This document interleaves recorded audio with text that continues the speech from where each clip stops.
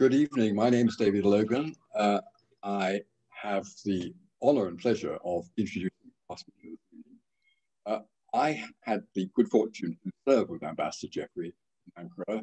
I was ambassador there. He was later ambassador there. And both of us have been deeply involved with Turkey for many, many years. He's speaking to us tonight, as you know, on a subject on which authority.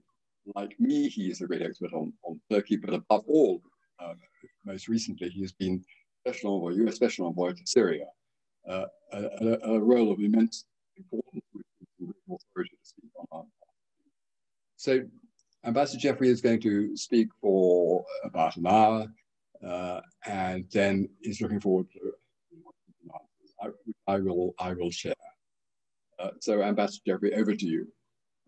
Thank you very much, David. David is too kind. What he meant was he was really important when he was in Ankara, and I was an underling in the American embassy, admiring the great British embassy, the great residents, and all of the tremendous connections that the British had built up since the 17th century with the Ottoman Empire, where we weren't even a country then. Again, I'd like to thank CEFTUS for inviting me. This is my second time I've done an event related to Turkey with CEFTUS. The last was several years ago. I enjoy this relationship. I think very highly of what you do to get the word out in a balanced, fair, and objective way. We need more of this in foreign policy. How appropriate that we're looking at what the West, because that's what it basically comes down to, what the West is going to do next with Turkey when we're in a crisis week. The US government under President Trump, as we saw in Mike Pompeo's remarks to the North Atlantic Council, NATO, a week and a half ago, is very, very unhappy with Turkish actions, including but not limited to the S400. Meanwhile, the European Union is meeting this week, I think on the 10th, to decide on possible additional sanctions against Turkey because of its actions in the Eastern Mediterranean. By the same token, Turkey has an extremely strained relationship with the Russians. The Turks in the last year have defeated Russian or Russian-supported military offensives in northwest Syria, in Libya, and with a little bit more caveats in Nagorno-Karabakh. Therefore, you have to ask the question, where is Turkey going and how should we deal with it? This is not an inconsequential question. The new Biden administration has 5 top foreign policy priorities. The good news, given how complicated Turkish relations is, that Turkey isn't among them. Those are China, Russia, North Korea, Iran, and climate. The bad news is that Turkey is number 6, right below the top 5, and it impacts directly 2 of the 5, that is Russia and Iran. The difference is that even though I'm somewhat of a Turkey expert, it's really hard for me, although I'll take a shot at it at the end of this discussion, to point to a way forward. I can point to a way forward that I think is also the consensus way forward in Washington and to a considerable degree in elsewhere in the West on China, although it will be very hard and expensive and risky. Likewise with North Korea. Likewise, with a little bit more complication, Russia, because of the China factor in looking at Russia. With Iran, a little bit more complicated, but even then I could take a stab at it. With Turkey, it's very, very difficult because we're dealing with pent up biases and antagonisms on both sides, the rest of the West on one side and on Turkey on the other. And we're dealing with a unique and very dominant personality, President Erdogan. And one of the things that I'll get into in more detail, but it's important to bear in mind, is that Turkey and Erdogan are not synonymous, just like Germany and Angela Merkel, France and President Macron, Britain and Boris Johnson are most obviously the United States and Donald Trump are not unanimous Erdogan is in charge, and he makes most of the decisions, and I have watched him, including in the near past, get extremely engaged, extremely detailed, extremely forceful in taking decisions based upon what he sees is best for his country, as any leader does. So, the background. Turkey, after it became a republic, tried very hard, successfully during World War II, to stay out of foreign entanglements. Peace at home, peace abroad, that was Mustafa Kemal Ataturk's motto. We used a different terminology in our early republic times, no entangling alliances. Turkey had a rather similar approach. After World War II, however, that was not working. The Turks were being pressed, as were the Greeks, by the Soviets and by Soviet proxies in the Balkans and in the Northeast coming out of the Soviet Union. That led, as we all know, to the Truman Doctrine and American support for Turkey. It also led to gestures such as the USS Missouri, last seen as the platform, literally, for the signing of the treaty with Japan after we dropped 2 nuclear weapons on Japan, being sent with the body of the deceased Turkish ambassador back to Istanbul. This was pretty heavy-handed symbolism, and it was designed to be heavy-handed. Turkey then became an anchor point, a linchpin in US and Western containment strategy against the communist world. We saw that dramatically with a very extraordinary performance by the Turkish Brigade in the Korean War, and simply by the geographic location of Turkey. If you look at the Middle East, as you're looking at it on the screen, you basically have to the north, Turkey, and to the east here, you've got the Mediterranean. To get into the Middle East, you have to either go through Egypt, because for various reasons, Syria, Lebanon, and Israel are blocked, and of course the canal. And to go into the Middle East from the north, you have to go through Turkey, and of course into the Caucasus or the Black Sea, also through Turkey. So geographically, it is vital. And of course, the United States built up a very large military presence. Turkey built up a very large military presence and played a very substantial role in the ultimate defeat of the Soviet Union as a threat to the free world. Turkey, however, is problematic in a way that only one other country in our alliance system appears to have been problematic, and that is France. The reason is, in the Western alliance system, the global collective security system that the US, Britain put together during World War II, then re-put it together with NATO and with the Korean War after World War II, you have only, besides the United States, a handful of countries that are really quasi-independent or potentially independent international actors. One, the United Kingdom, for various reasons that David and others can describe better than I, has generally identified itself very closely with the United States and coordinated very closely policies. The one major exception, of course, being the Suez Canal crisis in 1956, but that's the only one really, with minor exceptions in Ireland. The other major powers, Japan and Germany, for various reasons I won't get into, but I've studied them. I know as much about Germany in 9 years there as I do about Turkey, Japan less, but I know the basic outlines, are wedded to the United States, importantly, almost existentially, in unusual ways. That leaves only 2 other major players in the whole alliance system. France and Turkey. And it's not surprising that with both, we've seen our share of ups and downs because these countries have their own foreign policies.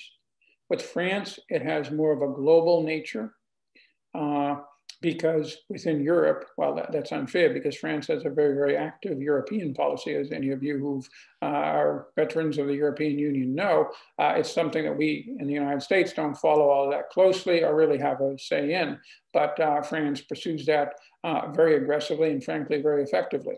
And then it has a different foreign policy beyond the European Union, involving both areas of traditional interest to France and areas where France thinks that the West needs to act.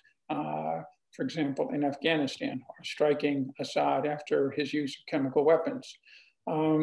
Turkey, by the same token, has not a global reach, but it has a powerful role in its environment, in its near abroad. Let's review the facts. It is probably the 17th largest economy, and it's all in all a balanced economy, thanks to its integration into the West, specifically with the EU and the customs union with the EU. This has had, as those of us who worked in Turkey and helped our firms seen, an extraordinary effect in the Turkish economy. And frankly, it's been so big, it's had a major effect on the European Union's economy. We're also dealing with a population that is in their orientation largely European. I say that these days and people look shocked. They start mumbling about Muslim brother support by Erdogan in Gaza or alliance with the Albanis and Qatar and such. But the Turkish population, including those who are very openly practicing Muslims, do see their future very much with Europe. They have an orientation towards Europe. They're well aware that the better part of 5 million ethnic Turks, most of them still with their citizenship, live in Europe.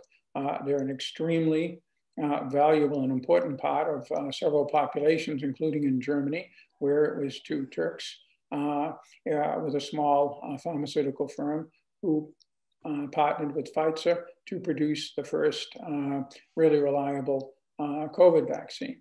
So this is a country that is very much Western, yet it is not in the West per se. It is in the Near East, other than the small part of European Turkey. And its near abroad is an extremely turbulent near abroad. Turkey inherited a set of unresolved problems from the Ottoman Empire. Many of them involved Greece, or later Greek Cyprus, and Armenia. Others involved the Kurdish question, which was not resolved in Versailles.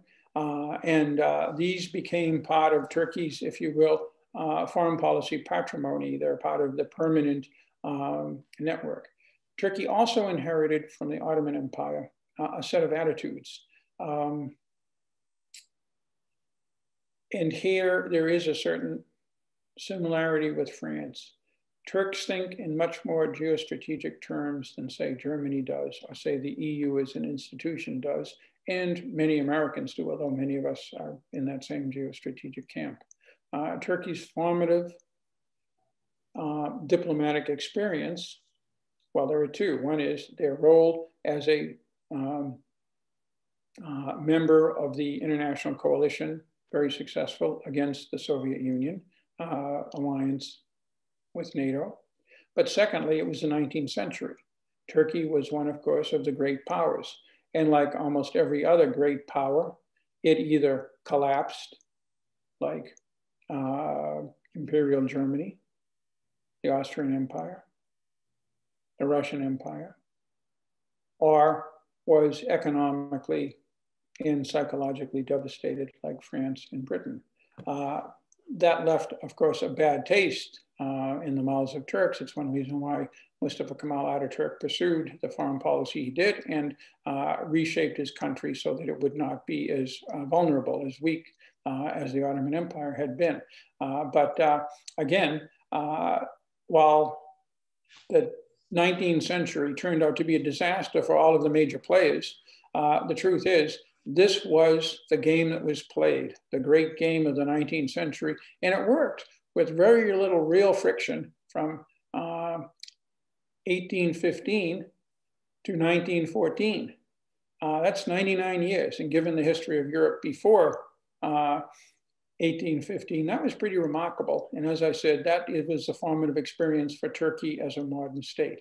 And therefore, Turkey sees the world in these realpolitik, win, lose ways, and pursues its policies even with us. Thus, Turkey, and I'm not talking about the present government, I'm talking about the Turks that I dealt with in the 1980s, are quite suspicious of other great powers, even if they're allied with them, because their experience has been that even friendly great powers always want to expand at your cost. And one way to do that is to play off other powers against your partner. The Turks have long seen US concerns, for example, about the Armenian genocide, about the issue of Cyprus, about some questions involving Greece as examples of a deliberate, and certainly the relations we have now with the largely Kurdish Syrian democratic forces in northeast Syria as examples not of the way countries have to deal with the world as it is, but as potentially part of a scheme to keep Turkey under control. Turks sometimes see this vis-a-vis the European Union as well. Interference in Turkish internal affairs, well, that's the name of being an EU member state as part of the effort to ensure that Turkey does not challenge the position of the leading countries in the EU or the United States. This is unfair, but it is something that we encounter quite a bit. Now, after the end of the Cold War, much of US and NATO attention turned to Turkey's near abroad. Basically, if you look at the conflicts, the Balkan Wars, where the aftermath is still underway, the frozen conflicts around the Black Sea, Transnistria, Abkhazia, South Ossetia, Nagorno-Karabakh. Turns out Crimea and the Don. The furthest afield was Afghanistan, which never made it into the Ottoman Empire, but Turkey has a very strong traditional relationship with Afghanistan. The other friction points, be it Palestinian, Israeli conflicts, be it Syria, be it Iraq, be it Iran, all are areas close to Turkey where Turkey has a strategic interest and a long history. Turkey generally over that period of time has been extremely helpful to NATO in responding to these crises, be they in Bosnia, be they in Afghanistan, be they the NATO radar in Eastern Turkey, that is the centerpiece of the anti-missile program of NATO facing against Iran, the role of Incirlik Air Base in many, many different operations, including airstrikes against ISIS in Iraq and Syria. Prior to that, Operation Northern Watch to keep Kurdish Northern Iraq out of the hands of the Saddam regime. This is all very, very important. No other country other than the UK has been more central to certainly US policy, and I would say NATO policy in Eurasia since 1991. And that is a very important, to use an EU term, a key of our relationship with Turkey. And it's one that I am at pains to remind people of these days because people forget it very quickly. So how did we get to this point of crisis with Turkey? I would say there are several factors involved. What President Erdogan would say is, hey, he entered office with a pro-European, pro-Western agenda. Unlike Prime Minister Ecevit, and I was in the room when Ecevit made it clear to Dick Cheney, Erdogan would support a whole division moving into Iraq from the north in 2003. It's just that under Turkish law, and I know the Turkish law as well as anybody, that required parliamentary approval. They got a majority of the people voting to approve it, but that didn't meet the very strict criteria. People can question, well, could have Erdogan have done better? The point is he tried. Ecevit made it clear he would not even try. The Turkish military made it clear they would not even try. Erdogan did try. And believe me, if there's one thing that has soured key elements of the American public or the American establishment on Turkey, it was that decision in 2003. Erdogan in 2008, 2009, when I was ambassador, was busy embracing solutions to most of the frozen conflicts in his near abroad. As known, he accepted the Annan Plan in 2004 and exerted all of the pressure he could to ensure that the Turkish Cypriots would accept it as well in a referendum, and they did, I think, by 80%. On the other hand, the Greek Cypriots overwhelmingly turned it down. The result was Cyprus, under Greek Cypriot leadership, was soon brought into the EU, violating the basic EU principle that you don't bring in countries that are still in the midst of a difficult internal conflict. By that one decision, the EU imported into its structures a potential continuing, enduring crisis with Turkey. Now, it has had ups and downs, but we're in a phase right now where it is very, very, very active. We've seen with the Cypriot blocking for a good period of time, sanctions against Belarus and other things, the Cypriots know how to wield their power within the EU to ensure that the EU takes positions on Turkey that Cyprus thinks are justified. So that was one area that didn't turn out well. He also, Erdogan was pushing for establishing at least better relations, possibly full diplomatic relations with Armenia. You remember President Gül traveled to Yerevan in 2009. The Turks tried to make some adjustments on their position on the Armenian genocide. They could not come to the point where they would accept the word genocide, and that was a sticking point, but they were making efforts. They had resolved their problem with Öcalan being in Syria in 1999 and late 1998. I forget, it was just before I arrived in Turkey. And Erdogan had developed a fairly good relationship with Assad. He was brokering talks between Israel, where Turkey also had a very good relationship, and Syria in 2008. To resolve the critically important Golan Heights dispute. So Turkey was not only a major participant in most of the important NATO operations of the 1990s and the first decade of this century, it also was pursuing a kind of, if you will, peace at home, peace abroad, or as then Foreign Minister Davutoglu put it, zero defect, sıfır problem policy, with the region, and was being pretty successful. Again, it had ever expanding trade links in the region, while its main trade and economic orientation and scientific and technical and cultural orientation is towards Europe and North America. Turkey did develop important trade and some military relations, for example, with Israel, to work around the Syrian conflict, first the Iraq conflict and the Syrian conflict. It opened trade links via Israel through Jordan to the Gulf.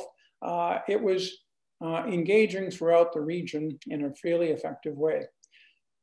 What changed? And I should not forget that on the most important and perpetual internal problem, the PKK, Erdogan had initiated a series of steps both to integrate the Kurdish population better into Turkey, including language and some cultural rights, and outreach by his party, the AKP, to Kurds that usually leads the AKP running second in terms of Kurdish votes. And at times, it has come fairly close to the votes obtained by the HDP, the People's Democratic Party, which is the party that is essentially the political wing of the PKK, although the HDP would not, for good reasons, say that.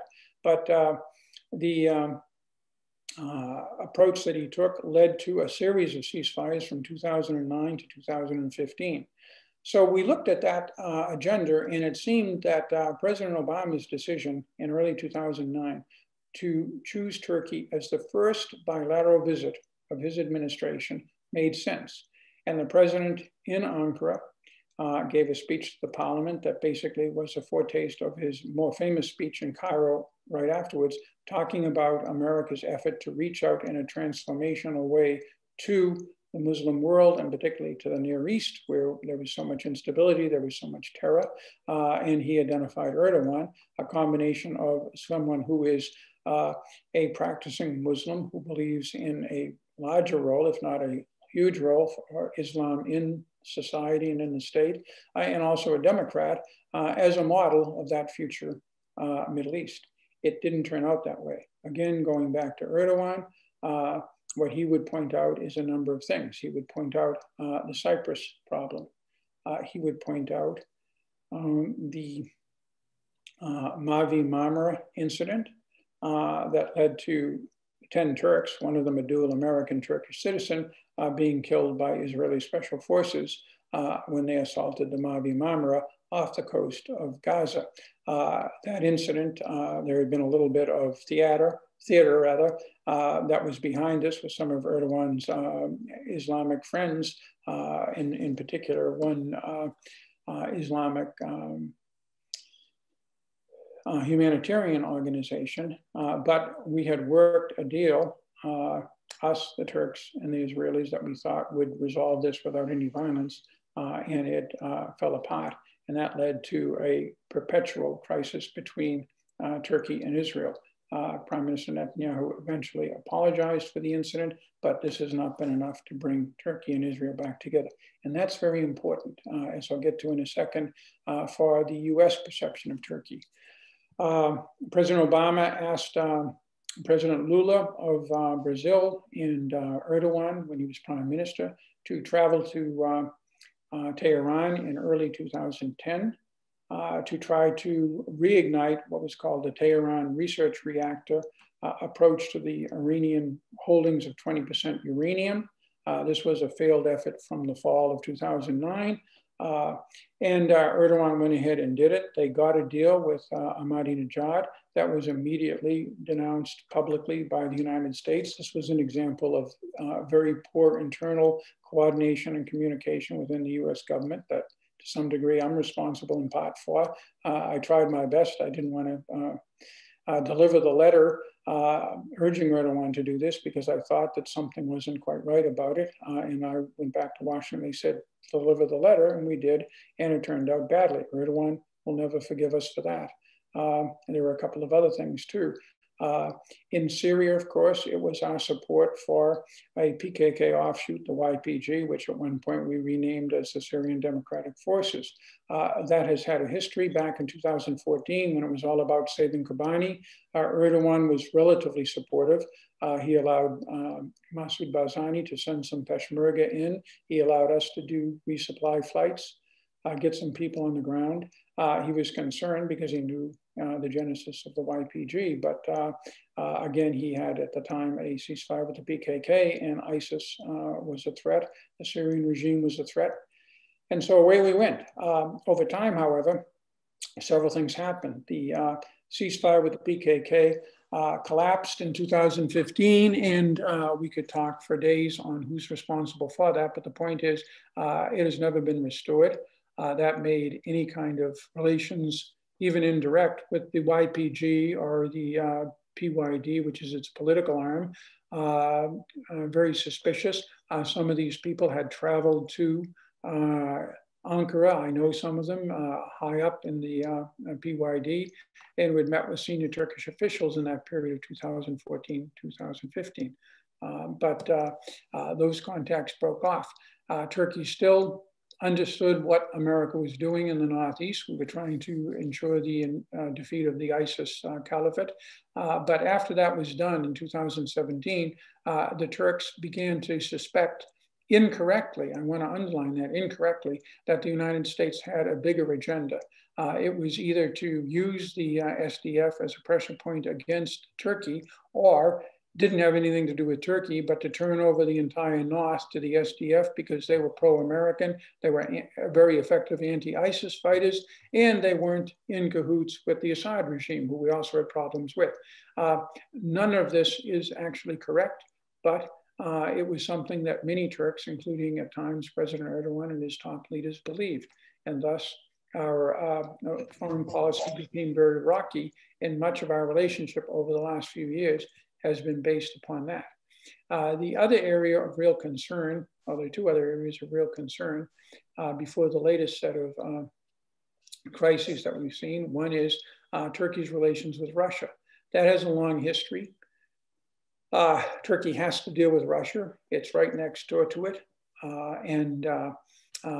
Turkey, of course, is dependent upon Russian gas. At one point, it was over 60%. It's dropped now because Turkey has other sources of gas, both pipeline gas and LNG.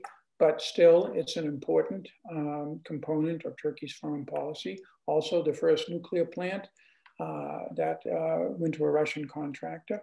But the most significant step that Erdogan took with the Russians was to purchase the S-400 missile system. This was problematic for the US for several reasons. First of all, the S-400 we saw as a fairly effective system that if the Turks could buy it, other of our allies, including Saudi Arabia, India, our partners and allies, and Egypt could buy it as well. We didn't want that. Secondly, Turkey was a major player in the military deal of the century, the F-35 development, which is many thousands of aircraft that would equip the entire Western Alliance system with a fifth generation fighter that is way beyond anything anybody else has. Turkey was one of the 2 or 3 biggest partners in the consortium. A fair amount of the production of the F-35 is going to be done in Turkey, and they were purchasing over 100 aircraft. The problem was that trying to integrate the F-35 and a Russian air defense system into the same air defense architecture was opening the door for Russia to develop ways to crack the codes, literally, of what made the F-35 stealthy and what to do about it. And this was an existential, given the amount of money the US and our allies were putting into the F-35 question for us. We made it clear to Turkey that we'd pull them out of the F-35 program at whatever cost, and it was a major cost if the purchase continued, and they did so. And then the third thing that generated problems from that purchase was what's called Katska, which was a bill passed by 99 votes in the Senate. So thus it was able to overcome a possible Trump veto, basically to punish Russia essentially for interfering in the 2016 election. And one way to punish it is to punish with sanctions any country that purchases Russian weapons. So this has a lot of juice behind it in the US Congress. So with all of that, the relationship with the United States was quite rocky. Nonetheless, President Trump has a good relationship with President Erdogan, and President Trump tried to hold off the various friction points. The US presence in Northeast Syria, which led to several dramatic incidents in December of 2018, and again in October of 2019, but at the last moment were more or less settled, the S-400 purchase. And then, of course, the Turks had another grievance against us, and that is the refuge that we've given for now 20 years for Fethullah Gulen, the head of the Gulenist movement that the Turkish government and Turkish people, for good reason, believe was the major instigator of the 2016 coup. There are legal reasons why it's very difficult for the United States to respond to a formal Turkish extradition request, although the Turks have made one.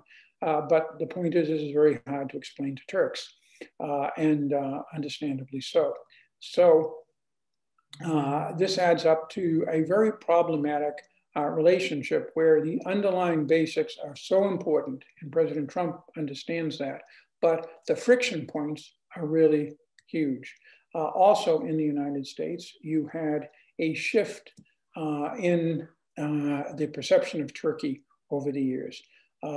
It used to be the Democrats were more concerned about Turkey, in part because they relied more on Greek Americans, Armenian Americans, in part because the human rights lobby in America, which is for good reason and justified reason, very important in our foreign policy, found Turkey as exhibit A of a friendly country that was given a pass on human rights, because the Turkish human rights record has never been perfect, not under Erdogan, not under the generals, not even under democratic administrations like Özal or Ecevit. So those groups were typically not particularly friendly towards Turkey.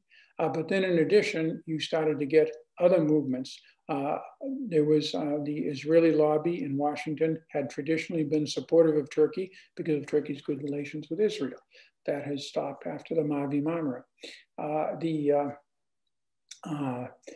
US military had always been very supportive of Turkey. That changed after the debacle in 2003, where unfairly, US commanders trying to explain why everything went so wrong after our rapid liberation of Iraq pointed to the lack of a major offensive from the North. Now, this is nonsense, but believe me, this is widely believed. And thus, this was a dagger in the back theory that has spread through the US military. And there are various reasons, they're psychological, I won't get into them, why the US military and the Turkish military sometimes rub each other the wrong way in a way that we don't see between the US and other NATO states' military people. And then finally, the neocons in America, who are still important in foreign policy, were very suspicious of Erdogan because of his leanings towards political Islam. You add all of that up together, and it is very hard to find supporters of Turkey in the media, in the US Congress, in the think tank community in Washington. They did have supporters in the government, of course, because again, there's a half dozen things we're doing that you need Turkey to help you continue doing, be it anti-missile defense against Iran, be it what we're trying to do in Iraq, including northern Iraq, be it what we're doing in Syria. Apart from our disagreements with Turkey in the Northeast, Turkey is one of our most important partners in our Syria policy because it directly with its forces and indirectly through arming and equipping and paying what's left of the Syrian armed opposition is keeping most of northwest Syria out of Assad's hands and contributing dramatically to a possible political solution of the Syrian conflict into what amounts to, at present, a national de facto ceasefire. Turkey is also very effective in working with the UN Special Envoy for Syria on a political settlement under UN Resolution 2254. Its goals in Syria and our goals in Syria are generally overlapping, and Turkey is an important and powerful player. It also has links through the Astana processes. It's known to Russia and Iran. It's able to use those effectively as well. So again, we need Turkey for many things. Plus, President Trump, as I said, has a very close relationship traditionally with President Erdogan. Now, I think that the wheels are beginning to come off of that. I believe, I'm not sure because I'm out of the government now, that the S400 is a problem. Another problem that has arisen is the belief in many countries in the Middle East, that is the Emiratis in particular, the Egyptians, the Saudis, on the margins, some Israelis, and certainly the French, that Erdogan is promoting a Muslim brother, if you will, infiltration campaign throughout the Middle East. The examples of this are fairly sparse. And some of it starts with the feud in the GCC between Qatar on the one hand and the Emiratis and the Saudis on the other, Turkey being an ally of Qatar's. But it has expanded, and you hear this a lot in the Middle East. And as it comes from many of our most important partners, certainly France, Israel, Egypt, Saudi Arabia, and the Emiratis are very important for the Abraham Accords and other things, for the many things France are doing. When you get into a meeting with them and we want to talk about Iran, and we want to talk about some things we still need to do to defeat ISIS, which is still a threat, particularly in the Syrian-held areas of Syria and elsewhere, these people want to talk about Turkey. And this has an impact too. With Europe, and you people live in Europe or off the coast of Europe, and you know that a major problem has been Turkish human rights. While the refugee accord with Turkey from 2015-16 is more or less holding, and Turkey has devoted extraordinary resources, over $40 billion, to deal humanely, magnificently, I would say, with the refugee crisis, almost 3.5 million Syrian refugees. Europe does feel that it has been blackmailed by Erdogan. Erdogan, in return, still doesn't think he's gotten his 6 billion euros and has other complaints against the Europeans.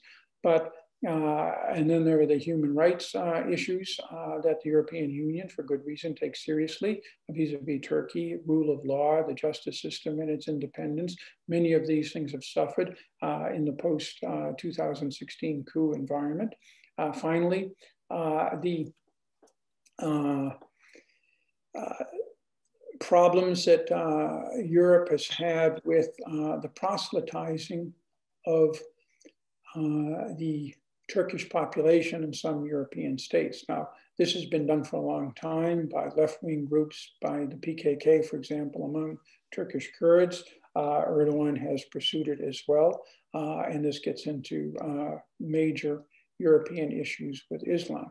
So for all of these reasons, but now crowned by the dispute with the Greeks in the Eastern Mediterranean, the European Union finds itself at the same time as the United States at loggerheads with Turkey.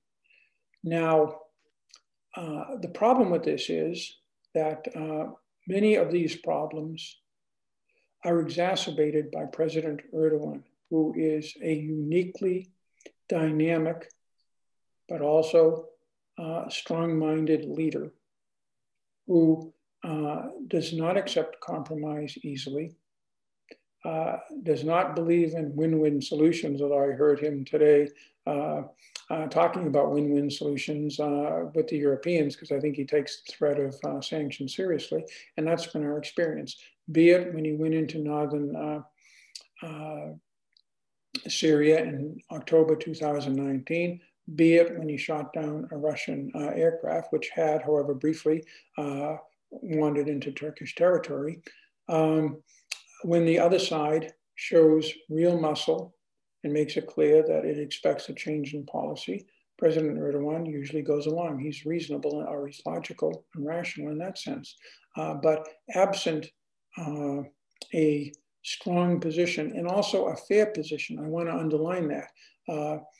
Putin was very careful in what pressure points he used against Turkey, mainly the two T's, tomatoes and tourism, not the gas, not military threats.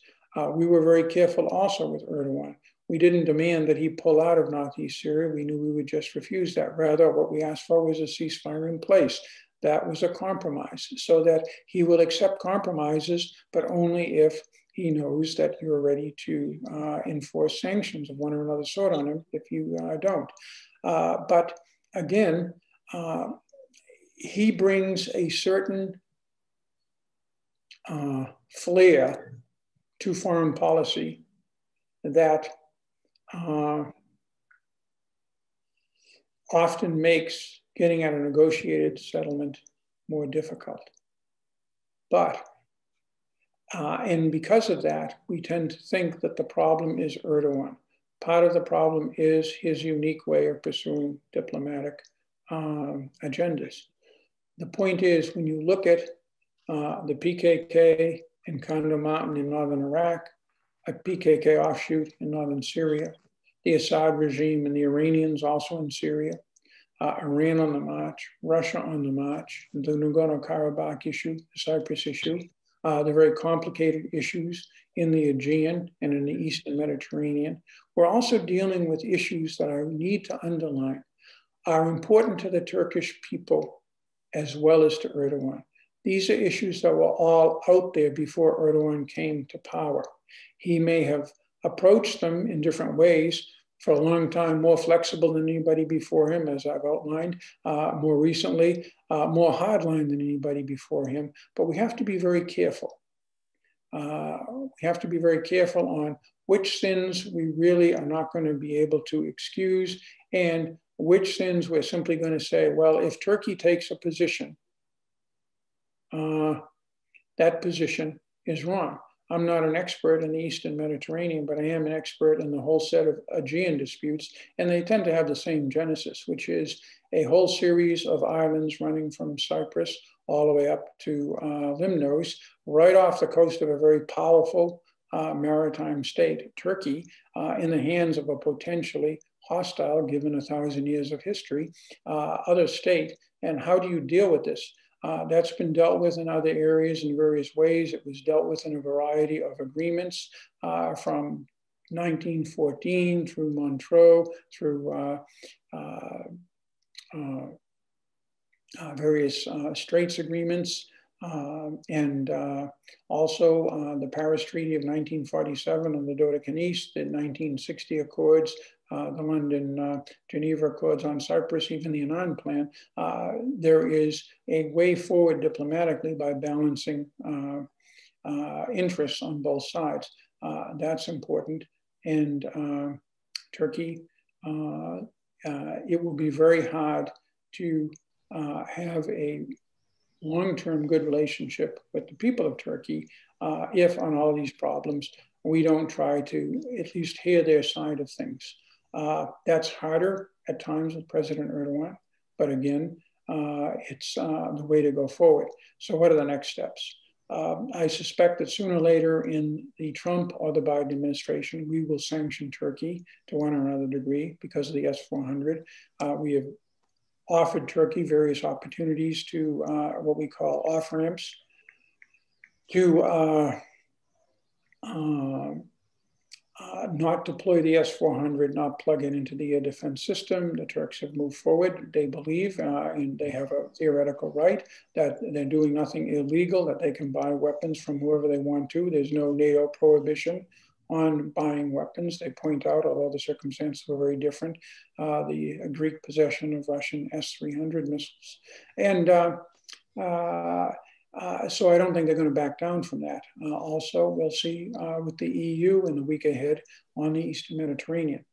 But the point is, if we are trying to maintain a collective security system in the Middle East, if we care about what Iran is up to and what Russia is up to there, it is hard to see a way forward without having a relationship with Turkey.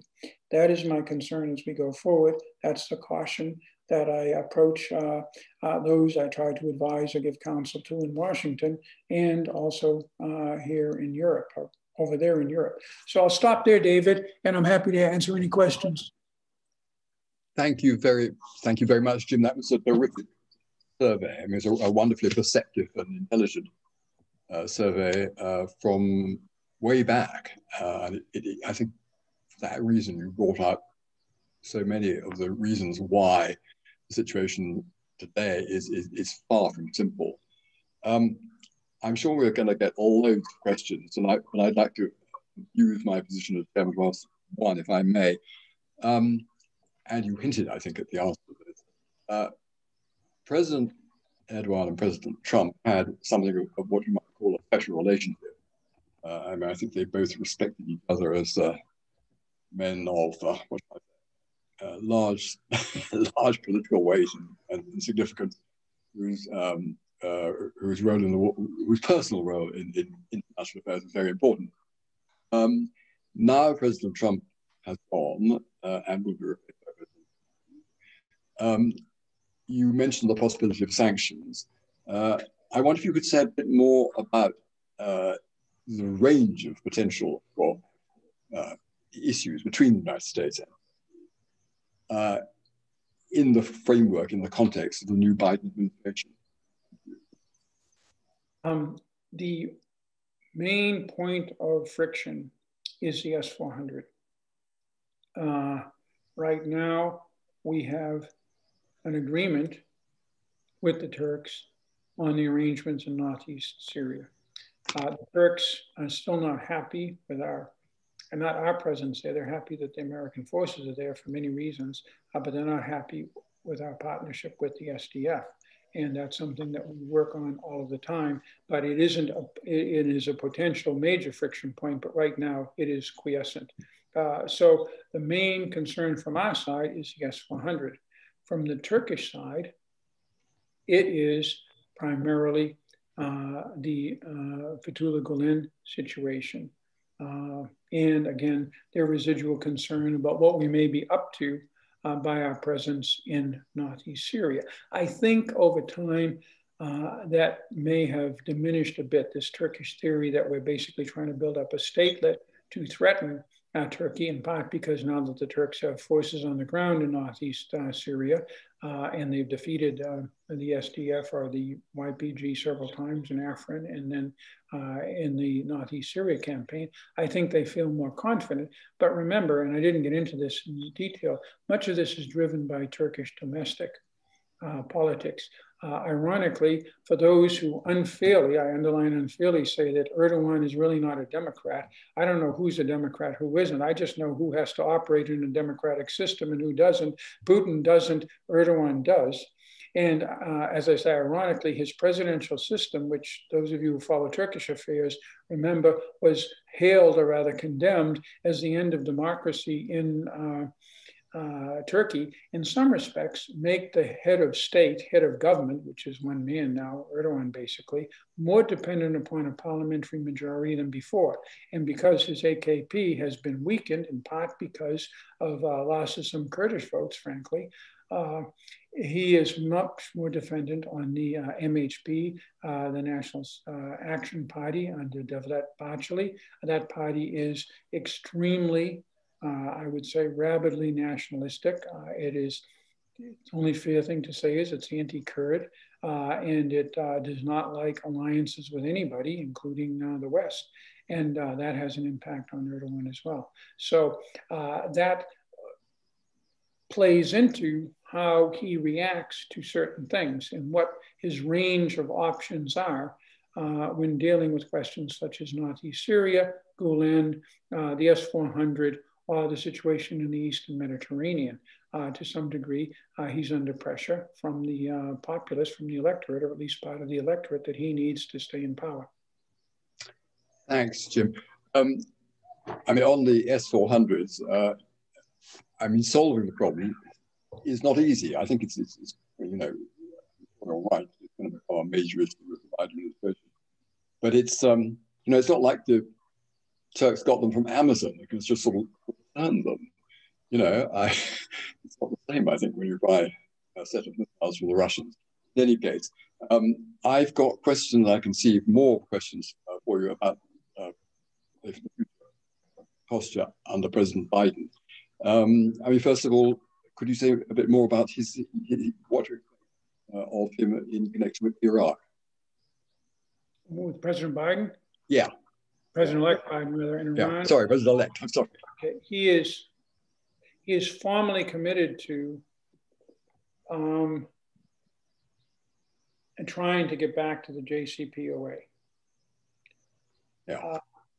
He and those people that he has chosen for senior foreign policy positions were in the camp in the Obama administration who were more skeptical of what I would say is President Obama's personal transformational approach to Iran, that if you could get an agreement, any agreement with Iran on the nuclear matter, it didn't matter what the details were, how long it would go for, or whether you could resolve the underlying problems of weaponization and such, which the agreement did not. That didn't matter, because what mattered was for Iran to realize that we trusted them, that we could do deals with them, and that this would unleash the pro-Western, the normal, the 21st century, the wannabe like us forces in Iran. First of all, I don't agree with that approach, and it didn't work out for the short period of time that the JCPOA was in effect. Mm-hmm. But the people around Biden and President-elect Biden himself did not ever seem to be too focused on that. They saw the agreement even back in 2014, 2015 in discussions with us as more transactional. In fact, President Biden, in a speech to the Washington Institute in 2015, likened the deal with Iran to the nuclear, the SALT and START deals we did with the Soviets. His point was obvious. We're not declaring them no longer to be our foes. They're our foes. They stay our foes. We will still contain them and deter them. But in this one area, we think it makes sense to both of us to have more stability. And thus we went ahead with those agreements. That's how we look at the JCPOA. That's how he looked and probably still looks at it. It was not how President Obama looked at it.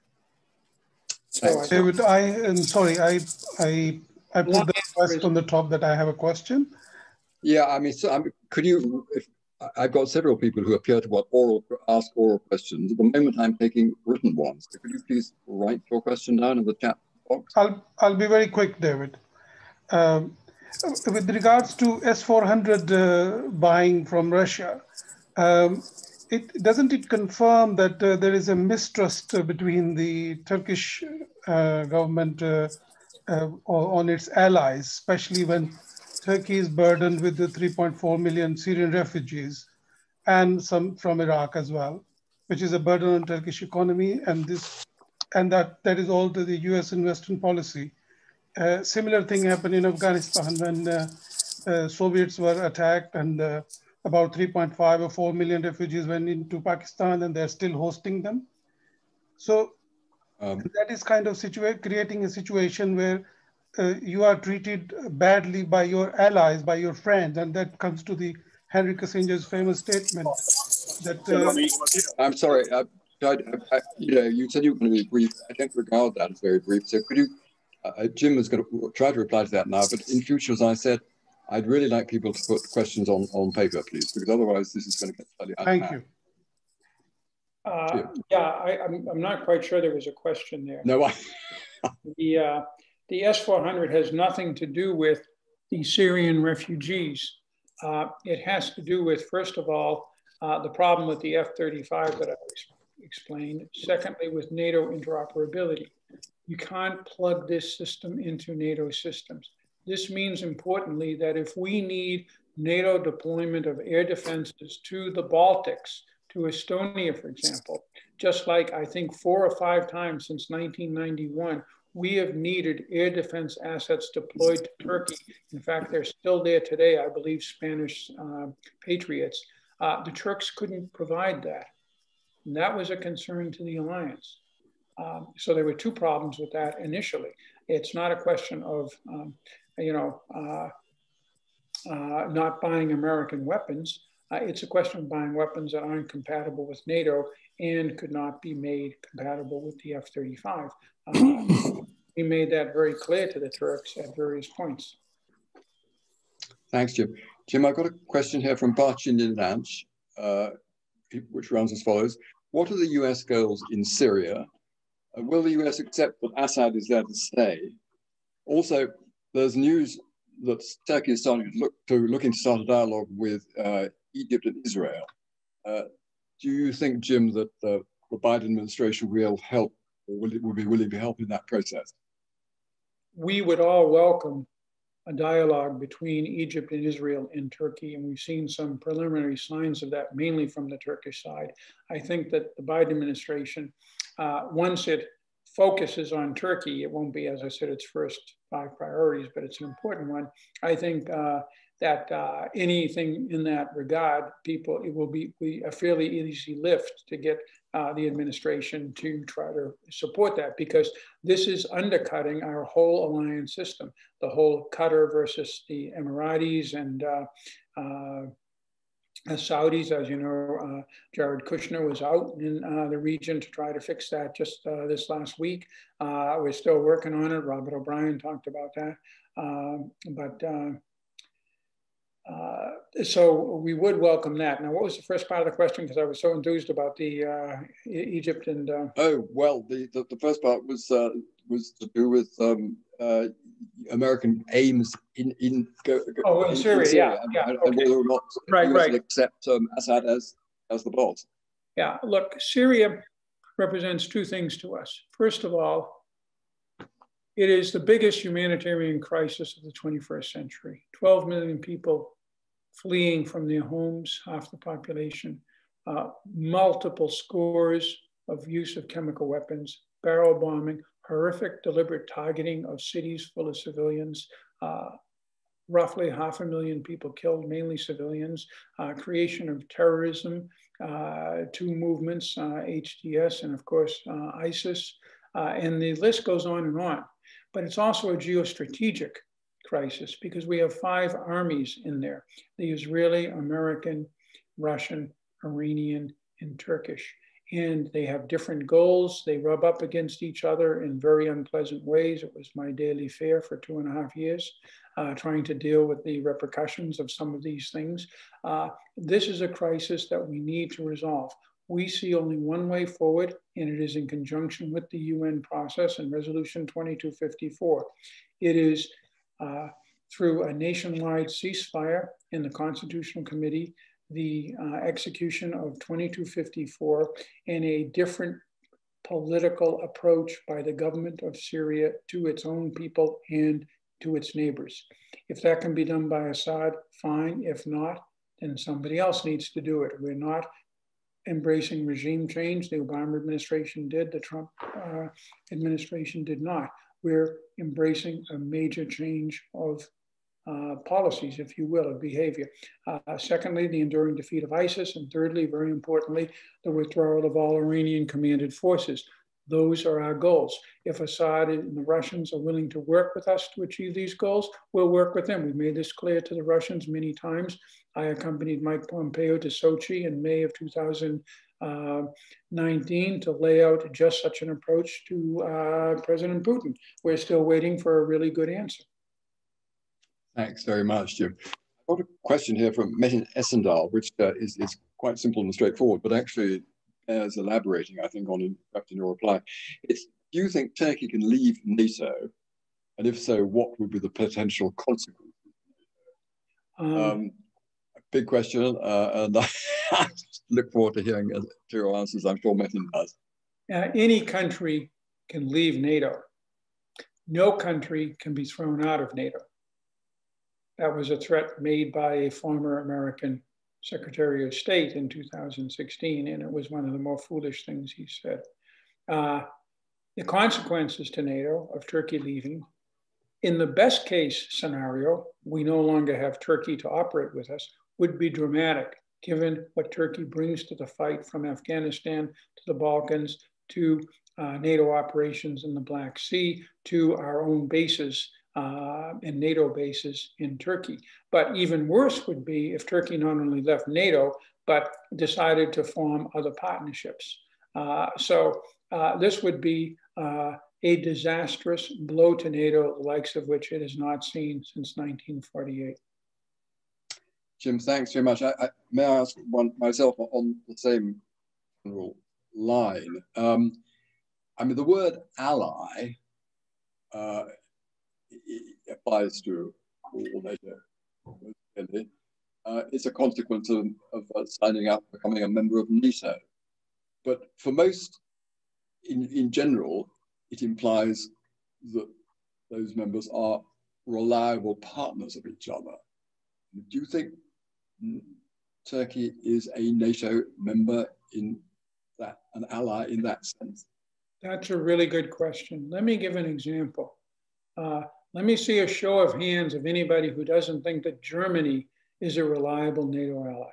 I don't think I'll see any hands. What does Germany do?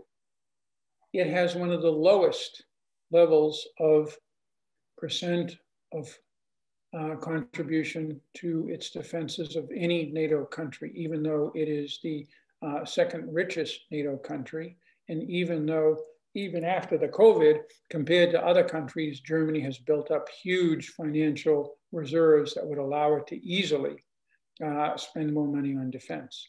The German contribution, little countries like Norway and Denmark would come up with F-16s in the coalition struggle against ISIS that would be going in there, risking their pilots' lives, with what happened to a Jordanian F-16 pilot, to bring, as we say, steel on target, to kill those ISIS terrorists before they could get to our capitals and kill our people. The German contribution, 3 tornadoes that just took pictures. That was their air contribution on the ground. They were very good, particularly in training people. But I just point out that in terms of lethal operations, they were unwilling to conduct lethal operations. And then earlier last year, or earlier this year, they pulled the 3 tornadoes. So they're making no real contribution to the air operations against ISIS. We don't understand why.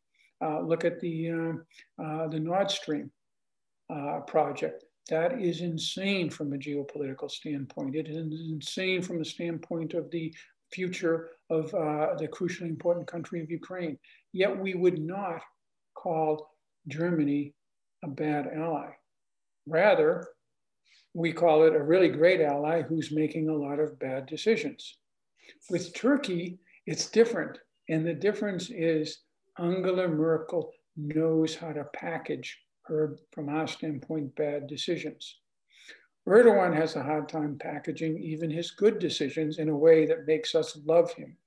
It's simply that sort of thing. And the usual thing we get is, well, the guy is playing footsie with the Russians.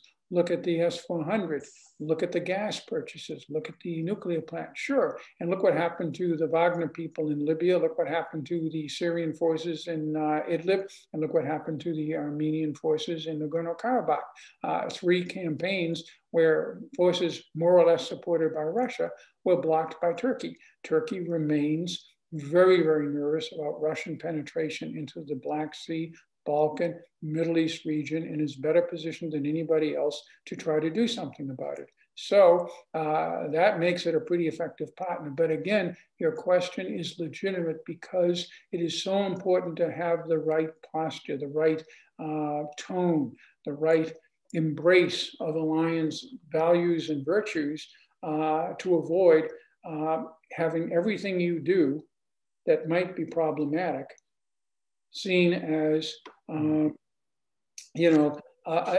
betrayal of the alliance. France was basically making common cause with the Russians in Libya. We never would accuse France of not being a good NATO ally. It's as I said, and the Turks would say this is unfair. This is a double standard. They got a point to some degree. Thanks, Jim. Jim, here's a question which I thought you might get.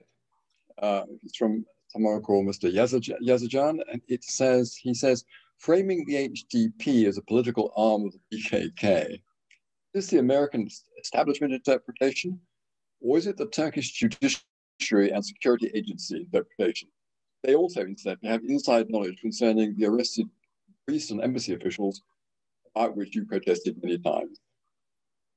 No, this is Jim Jeffries' personal assessment from having spent probably by this time thousands, but certainly hundreds of hours, as I'm sure David did, talking to these people. And they are legitimate representatives of one segment of the Turkish population. They usually behave within the rules of the Turkish political system.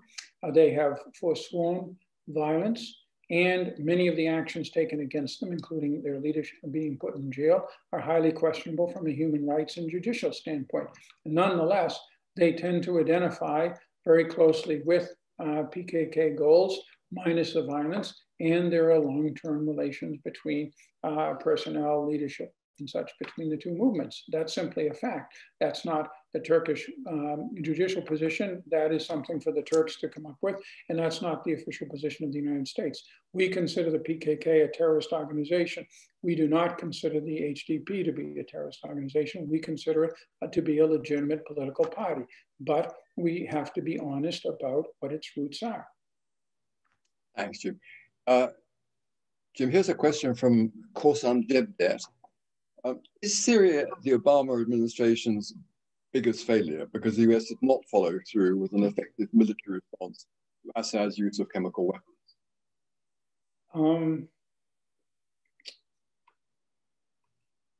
The Obama administration made 3 failures in foreign policy, one of which, continuing the failures of the 2 prior ones, and the biggest, was to consider that by indulging China, it would become a positive stakeholder in the international system. That was a mistake he made. It was a mistake of those before him made. Obama was beginning to get worried about it, which is why he talked about the pivot to Asia to compete more with China. But still, it was a mistake that we all have made, and it's the biggest mistake by far in our foreign policy since perhaps Vietnam, or Vietnam I could justify before China. The second mistake was allowing North Korea to get to the point almost of having a reliable ICBM with a warhead that could strike the United States. And to Trump's credit, while some of the antics might have seemed a bit over the top, we've managed to block that for the last 4 years. That is what I and many others believe was the message that Obama one-on-one gave Trump in December of 2016. The third mistake was Iran.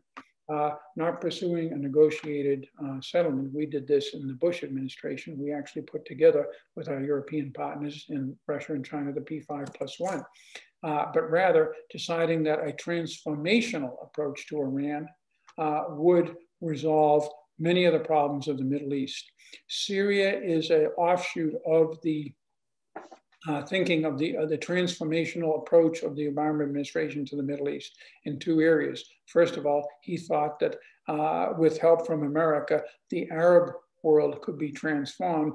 And when the Arab Spring came, he was all in, trying to get rid of Mubarak, trying to get rid of Gaddafi, trying to get rid of Assad, and doing I'm not quite sure what in Yemen, but we were very active there, all to advance democracy in the Middle East. Well, none of this turned out very well. And it helped produce the Syrian crisis, obviously, because we had conflicting goals there. But the other transformational problem, of course, was in pursuing an approach to Iran, where all of your eggs were in the basket of the JCPOA and its transformational approach, like, you know, I don't know, letting the emperor stay on in Japan is what turned Japan from enemy to friend. Who knows? That certainly is an argument for an example of a possibly transformational policy. But so in approaching Iran, if we could transform everything with the JCPOA, we didn't have to worry much about Syria because Syria was a manifestation, to the extent it wasn't just a terrible internal conflict, of a struggle between Iran and the rest of the region that would soon be obsolete because the JCPOA would transform Iran. So yeah, that was, it was a subset of his general approach to the Middle East and approach to Iran, but it certainly was a major mistake. Thank you, Jim. I've got a question here from Shahzad Mahmudov. He's read in the press about the possibility that Turkey is undertaking covert negotiations with Israel in order to try to stabilize relations between the two countries, and have discussed the situation in Syria and Libya in that framework. The Turks, he suggests, are taking the same kind of approach, or taking the same kind of approach with Saudi Arabia at present. His question is, how does that affect US-Turkey relations in the context of the Syrian crisis? Israel and Turkey have very similar overlapping interests in Syria, very similar and overlapping interests in Azerbaijan, and very similar and overlapping interests in containing both Iran and Russia in the region. The basis for their spats are, first of all, the very strong Turkish support for the Palestinians, including Hamas, which definitely rubs the Israelis understandably the wrong way, and just the difficulty of operating with Erdogan. There is bad blood between President Erdogan and Prime Minister Netanyahu, and it's hard to see that situation really being repaired at the country-to-country, state-to-state level, as long as you have such bad relations between the two leaders. Also, some in Israel buy into what I consider the Saudi, French, Emirati, Egyptian conspiracy theory that Erdogan is like a second Iran. That is, he has these fifth columns of Muslim brothers throughout the region that will advance his claim to reestablish the Ottoman Empire, just like the Iranians want to reestablish the Safavid Empire or the Empire of Darius, I don't know which it is, using these Shia fifth columns in places like Yemen and Lebanon and Iraq and to some minimal degree Syria. So that's another problem. Now that's not a majority view in Israel, but it comes up. Thanks, Jim. Jim, I've got a question from John Hazar. I think I'm interpreting it correctly. He refers to your mention of relations between the US, the UK, and the EU and Turkey, and ways in which they could improve. And he says, in that context, how do you view the recent rapprochement, if that's the right word, between Turkey and China? China is not a major player in the Middle East, but China is a major player in the UN. It's a major player in Eurasia. It's a major player vis-a-vis the Turkic republics of Central Asia that Turkey has a historic interest in. And thus, Turkey has always had a very careful relationship with China. It also has some hopes for improved trade. Again, Turkey looks at its relationship right now with the US, its relationship with the EU, and it would make sense for it to try to improve relations with another extremely important political, diplomatic, and economic, and potentially military partner, the Chinese. And it's classic Turkish great power thinking. You have to balance, you're never more than 80% in anybody's camp. Thank you. Here's a question from Mustafa Doal. He says, may I please ask, what do you think Kurds should do concerning their struggle for centuries on their own land for equality and justice?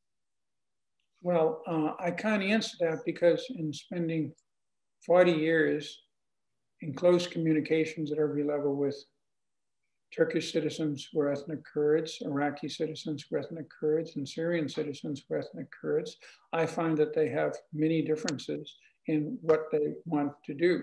By and large, all of them want to live in the countries that they live in.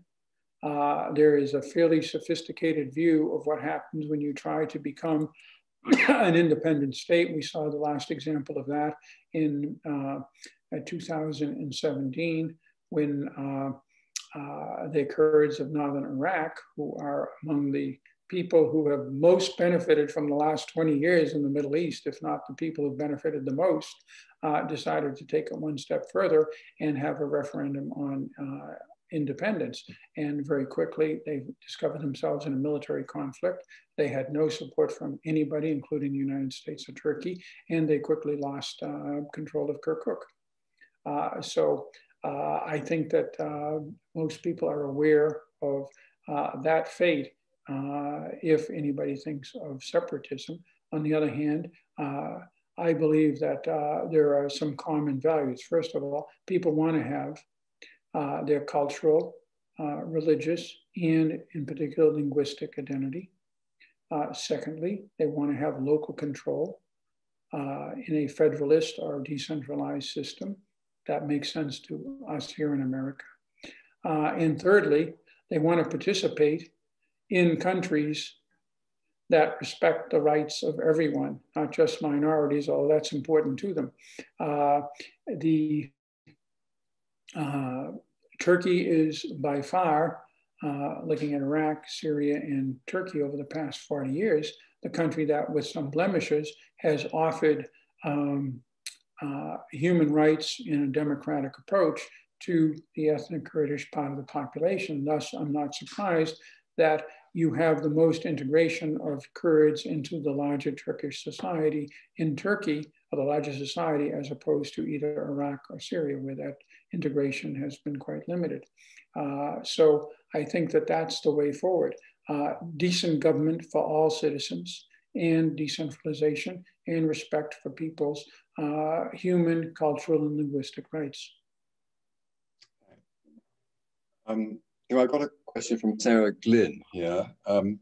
She asks, how has Turkey helped in the fight against ISIS? Turkey has given them logistical support and provided an open door for foreign fighters to join them at the very least.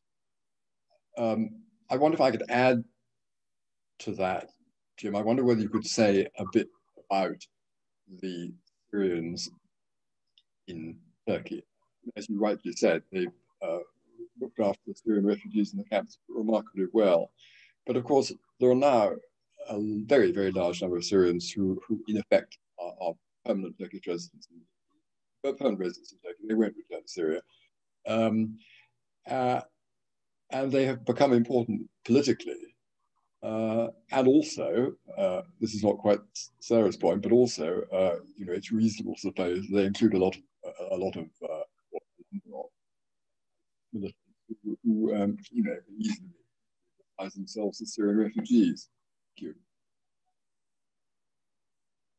you. I'm not quite sure I got her question. I'm so sorry. No, that was, she was asking, I think you said that Turkey had helped in the fight against ISIS in your earlier remarks. And she says, but Turkey has given ISIS logistical support and provided an open door to foreign fighters to join ISIS at the very least.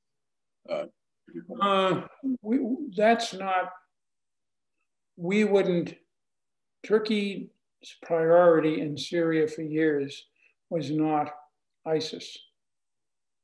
It was first ensuring that a PKK offshoot did not establish a powerful position on the southern border. Secondly, it was to oppose the Assad regime. Thirdly, it was to try to balance the Russians and the Iranians, and ISIS was often number 4.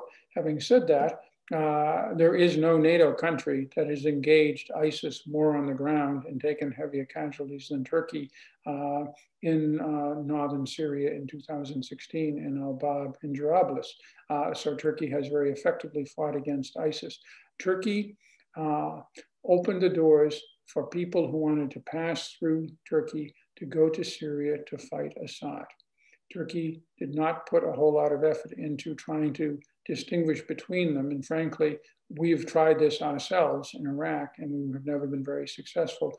Who is simply a, let's call him, it's usually him, a jihadi who wants to join one of the more Islamic opposition movements against Assad, some of whom we and the Turks were funding and providing arms to, or who is going to go to ISIS. The other thing is, we've also seen at the level of the foot soldiers, there is a tremendous transfer of people, particularly foreign fighters, between these various movements, between Al-Qaeda offshoots, ISIS, HTS, and some of the movements that Turkey actually does support. But we never saw Turkish support of ISIS per se.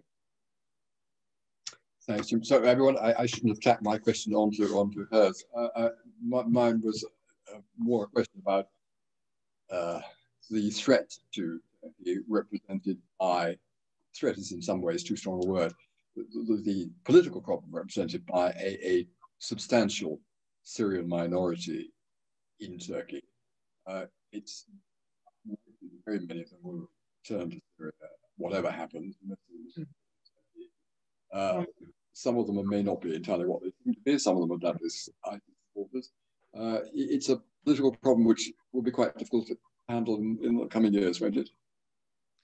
Very much so. The Turkish position, Erdogan made this one of the arguments for going into the Northeast 14 months ago. And that is, he said, we're going to move the 3 million refugees into Northeast Syria. Well, we knew that that wasn't going to work for many reasons, from legal to practical, and it hasn't worked and it isn't going to happen. But it shows the political pressure that he's under. There has been a shift of more opposition to the Syrian refugee presence. This, by the way, has been very important in strengthening the Turkish position in Idlib. There are over 3 million Syrians, most of them internally displaced persons in Idlib province. If the Assad forces are successful in overrunning that province, those people will all flood into Turkey, doubling the number of refugees from Syria up to essentially a quarter of the Syrian population. That's not sustainable. And that's one reason why the Turks are taking such a tough line against the Russians and Syrians in Idlib. Thank you, Jim. I think this is the first question we've had on what the questioner has, Michael Harris, which has to do with carrots available on the Western side. He says the US and Europe seem to have only stick and little carrot with Turkey. Turkey has asked for Fed swaps, which would make the Turkish economy perpetually dependent on the US. Is there a reason why Fed swaps aren't being used as a sweetener to resolve the S400 and get sustained leverage? Yeah, it has been discussed. I do not believe at the moment it's on the agenda. It's a very complicated legal and financial and monetary transaction. The larger question, however, is valid. What are the carrots? What the Trump administration put down was a $100 billion set of trade facilitations. And President Trump sent our Secretary of Commerce out to Ankara at least once, I think possibly twice, to talk with the Turks, to talk to the then finance minister, the son-in-law of President Erdogan, about the opportunities that would be out there if we could resolve the S400 and these other problems. That will still be on the table until the end of the Trump administration. The problem with it is, this is it's one thing if Putin promises you $100 billion in trade, because he can just, as we saw in 2015, pick up the phone and say, okay, the 1.2 million tickets for tourists, Russian tourists, to go to Turkey, Antalya, and Bodrum and such, cancel them all and send them to Cyprus, Malta, and Cuba, and it's done. And he can decide whether tomatoes will be purchased from Turkey or whether they'll be purchased from the Ukraine or from Poland, even if the price is different, because he has a command economy.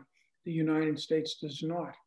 We can facilitate, and I and David, of course, were active doing that as ambassadors from our countries. They're facilitating commercial ties, but it's easier said than done. And we form commissions, we do studies, we look at ways to get rid of tariff and non-tariff barriers to trade. But at the end of the day, you can just bring these business horses to the fountain, to the trough, and they have to drink. And therefore, the Turks have been through this. I mean, we made similar offers in the Clinton administration. We made similar offers in the Bush administration and the Obama administration, and they're very hard to deliver on. So the Turks would be a little bit suspicious of the $100 billion offer. Beyond that, there aren't a whole lot of carrots being discussed right now. Thanks, Jim. This is not a question, but reminded me of another financial issue, namely Turkish sanctions against Iran. We don't hear very much about the Zarab case these days, but I guess the US Treasury still reckons that impose swinging fines on the Turkish administration for which allegedly President Erdogan was associated. Do you think that's going to come back onto the table? This is not on the table. It was never on the table. President Erdogan asked many times for it to be pulled under the president, but there is a real reluctance in the administration to try to reach down into judicial processes for the benefit of foreign policy. It's a bad idea generally. There are real antibodies against it, including in this case. I think the case will continue irrespective of what our political relations are. And it will reach its normal legal outcome, as it should. Well, I can't restrain myself, Jim, from saying that I worked for a time for HSBC, who subjected to signed by the US Treasury of, I can't remember how many it was. And what happened with Halkbank, wasn't it, is the same situation writ large several, many times. So it just had surprising that we haven't heard very much about it. No, anyway. These things are discussed often at the political level, but they are essentially never resolved at the political level. I would put it that way. Thank you. Here's a question from Mohammed Ibrahim. How would you evaluate progress made so far in Syrian Kurdish talks, considering Kurdish talks? They've made considerable progress. The fact that they're willing to talk is important. The non-PYD or YPG Syrian Kurds make up a very significant portion of the Kurdish population of Northeast Syria. Many of them, have fled to northern Iraq or Turkey, hundreds of thousands to each. It's very important that these people get back in there. That will relieve burdens on both Turkey and northern Iraq. Also, it will, we think, stabilize some of the problems that you have with an offshoot of an international movement, PKK, dominating not just the Kurdish, but also the Arab population of Northeast Syria. So we have supported these talks as best we can. We are impressed at how much progress they have made. They have not reached a final destination because to some degree that final destination depends on a resolution of the larger Syrian conflict, because both sides have agreed in their first principles that they support a sovereign Syria in its current borders and the role of the Kurds as part of that population. So the political vision is very much tied to the UN process in an overall solution to Syria. Thank you, Jim. Thank you. Here's a different question. You, the United States administration, has supported an independent state of Kosovo, but doesn't, on the other hand, support an independent, doesn't support a federal Kurdistan in Turkey, Iran, and Syria, even though Kurds with the United States forces fought against and sacrificed 11,000 martyrs. So why not the same policy towards them? Well, I think for starters, the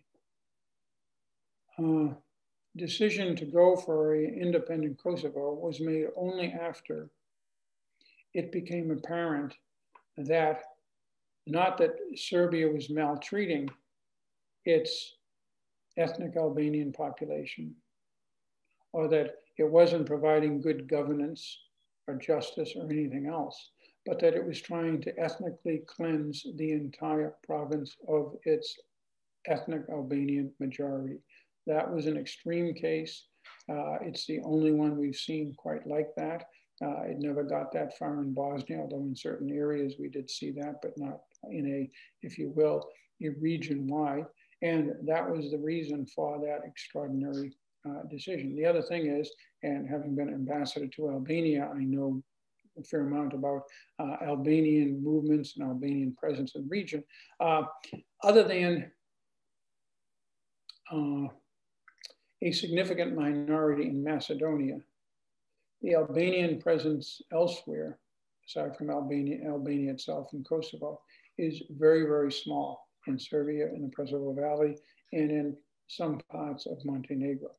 Therefore, the international repercussions of a independent Kosovo, and remember, we were very careful on an independent Kosovo that would not become united with Albania, were seen as manageable, and frankly, they have been manageable. The idea of an independent, if you will, southeastern Turkey, or independent northern Iraq, or independent northeastern Syria, the implications that has on 4 countries, Iran, Syria, Turkey, and Iraq, are profound and are a recipe for perpetual war like the Balkans times 10. Thank you. Jim, a question from Mary Southwood. It's a Cyprus question this time. Would a Cyprus settlement be useful to Turkey? And will President-elect Biden facilitate that process? She points out that both communities have a majority in support. Turkey's intervention defeated Mustafa Akinci because he had opposed President Erdogan on various issues. Yeah, I think Turkey, as Erdogan showed in 2004, Turkey would like to resolve the Cyprus problem. It is the major obstacle to much better relations with the EU.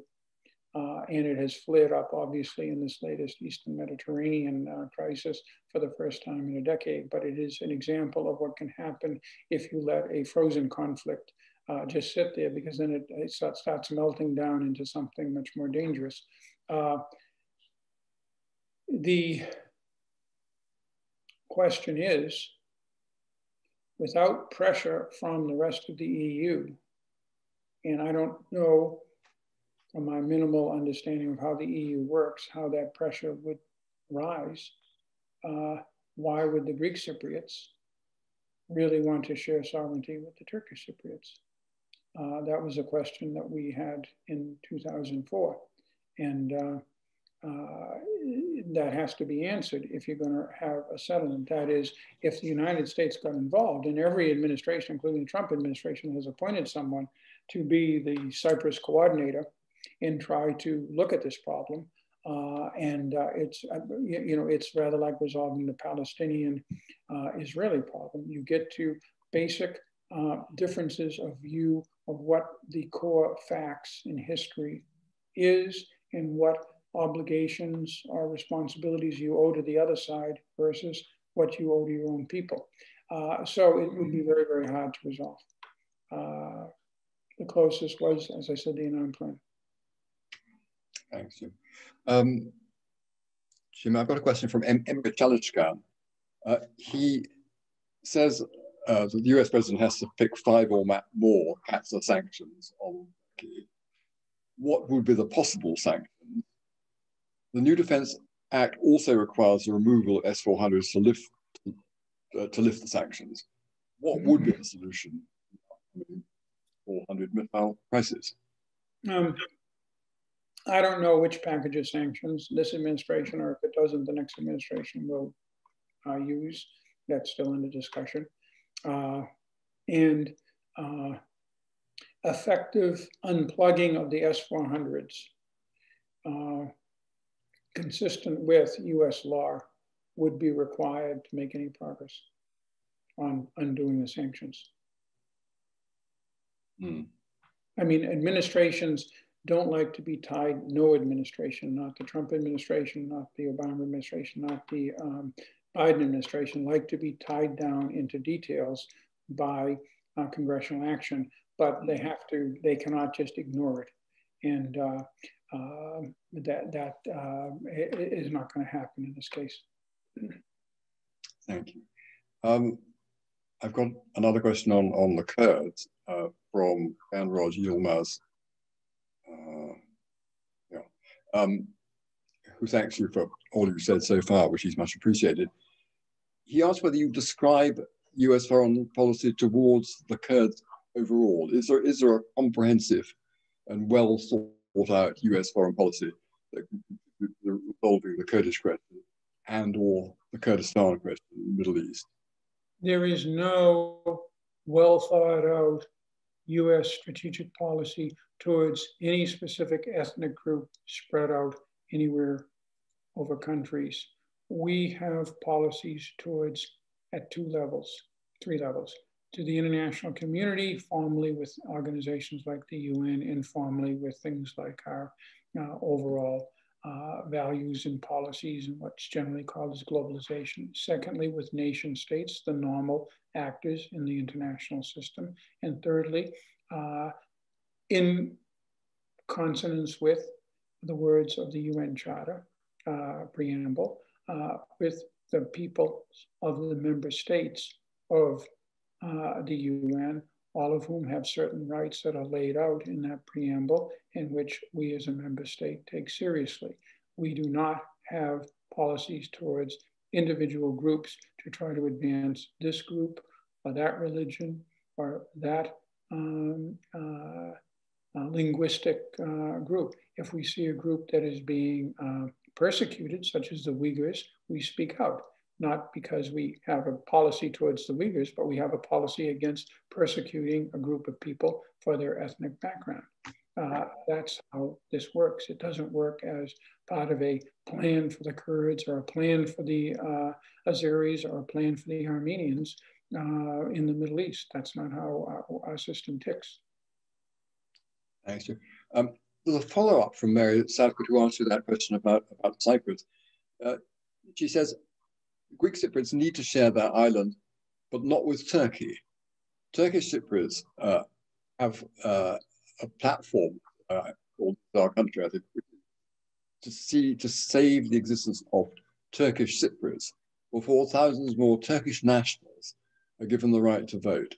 I guess that's a comment rather than a question, but one I thought you might know about.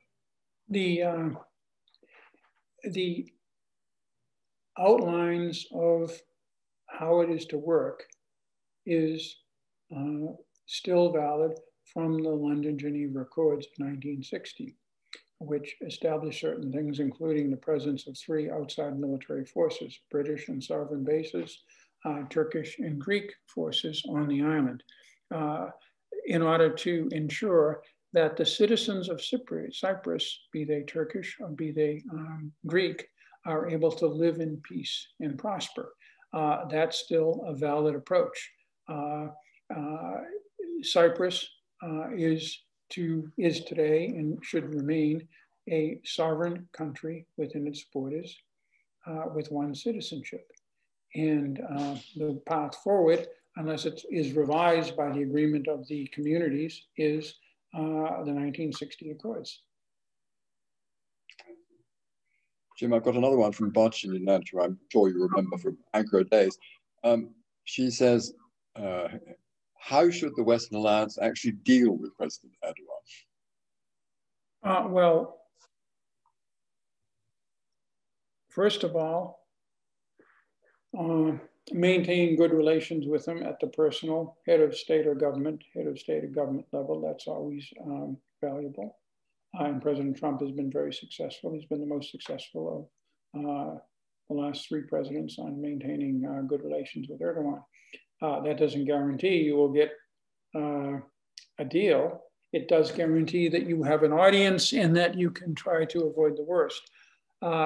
Secondly,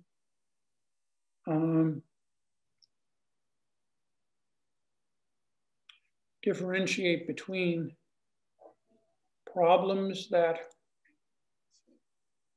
are truly major, the S400 leaps to the top, and problems that can be resolved. That's what we've done in Northeast Syria.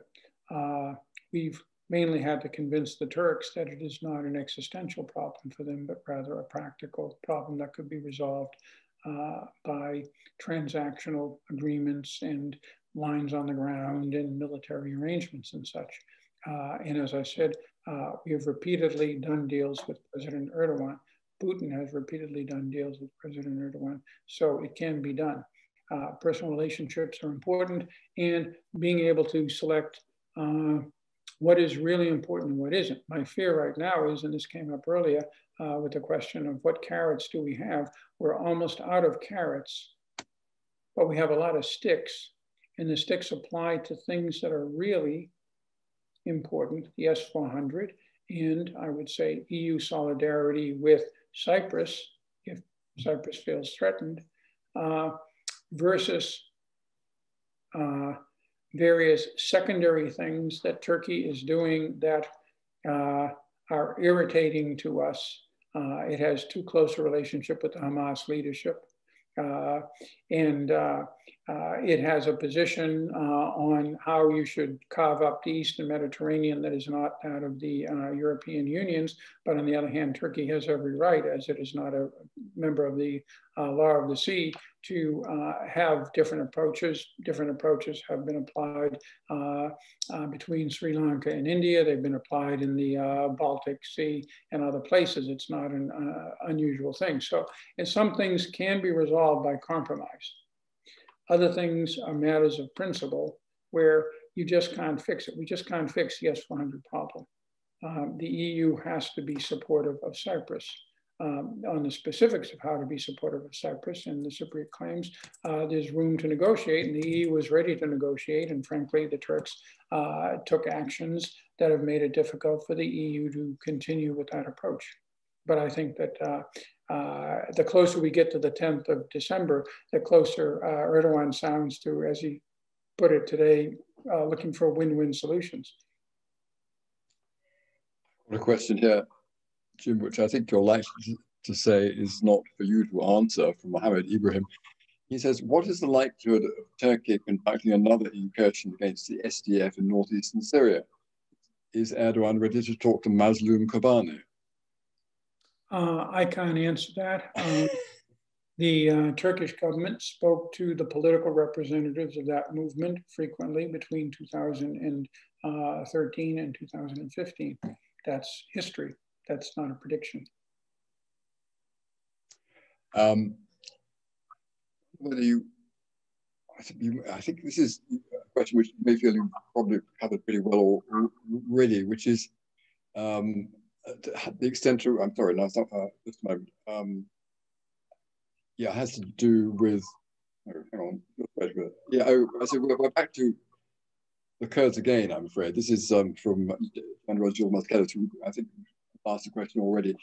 The Kurds again. So do you consider the issue, the problem of the Kurdistan, the Kurdish question, a question of cultural and human rights, or is a political problem that needs a solution?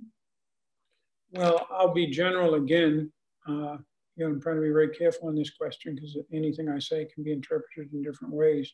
And again, I do not speak for the US government. I'm not a US government official. So these are my views.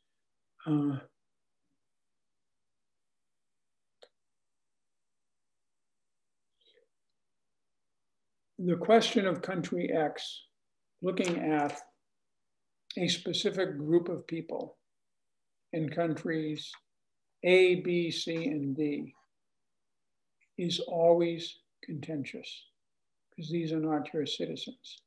There's one bucket of problems if they're ethnically tied to you. Russia's view towards ethnic Russians everywhere from Israel to Estonia. There's another bucket when it involves a minority, it involves people with whom you have worked closely with, and that certainly is the case of the Kurds, both northern Iraq and northern Syria. But the basic underlying principle is you have to respect national sovereignty, and you have to respect the right of countries to govern their populations. You have certain standards that in almost every case, as these countries are all that we're dealing with, members of the United Nations, that they have signed up to formally. There are also moral commitments, rule of law, democracy, freedom of speech, and other rights and such that you want to see. And in particular, when you see ethnic discrimination or gender discrimination or sexual preference discrimination, or racial discrimination or religious discrimination, that in and of itself is something that you are going to oppose. Beyond that, it is very tricky to try to have a state, and we're talking about a state here, a state reaching into a country and wanting to have a specific nature of governance, treatment, or other relationship between the government of that state in question and that group, different from how this outside state wants to see the people dealing with the rest of the population. That simply is, fair. And you have to be very careful on this. Thank you, Jim. I've got a question from Estella Schmidt. She comments on your aims on US aims in Syria. She said you said that the two aims are resolution of conflict and a policy transformation on the part of the Syrian government. However, she says, the US has recently signed an oil agreement with the administration of northeast Syria. Could you comment further on how the US views the role of the autonomous of North Syria in there, that's US administration approach to Syria? The US has not signed an agreement with anybody for the oil in northeast Syria. A US firm has signed agreements with the local authorities there who've been controlling this oil since 2014. The US granted a waiver of OFAC, what's called an OFAC waiver, because of the reality. That is, all that says is that these transactions and business activities not subject to US sanctions. That is the right any firm has to ask for such a license if they're dealing in an area where we have sanctions against, in this case, both various terrorist groups and the central government. The firm has to prove that it is not dealing with either the terrorist groups or the central government. And if it can make that case, then issuing that waiver is pro forma. It's not a diplomatic decision. It's not a political decision. Every American firm has the right to try to do business abroad. And if that's a potential that it will run afoul of American sanctions, it has the right to seek a waiver if it can demonstrate that it is not doing anything that generated the sanction. That's the case with that particular company. It's nothing more than that. We have issued many such waivers for companies to operate both in the Northwest and the Northeast. Companies that have done, for example, demining, some of them have received money from us to do things where we're actually engaged with them. Others have done things for profit on their own. And it is not something people should read a whole lot into. Excellent. There's a second question from Sarah Glynn, who says, Turkey has major clampdowns on free speech. It throws opposition politicians and activists, and its judicial is completely compromised. Why should we not consider it a fascist or at least crypto-fascist? Why should we consider it what? Right. Why should we not consider it a fascist or proto-fascist system? We're very, first of all, you have to be very careful making ideological condemnations of any state. Turkey's flaws in carrying out its own laws and its international commitments as a member of the Council of Europe, the OSCE, and a member state of the UN, as well as its commitments to the EU as part of the accession process, are routinely pointed out by the United States. But our position is still that Turkey is a democratic state. And you won't be surprised to receive one more on Kurds. This is from Said Keskin. He says, the question of Kurds and Kurdistan is a question of national right to self-determination of 50 million Kurds. Until this problem has been resolved, the question of democracy will continue. The Kurdish question has moved beyond the region of the Middle East. Would you agree with that? Beyond that being simply a Middle East. Yeah, neither the United States nor I personally would agree with that statement. Right.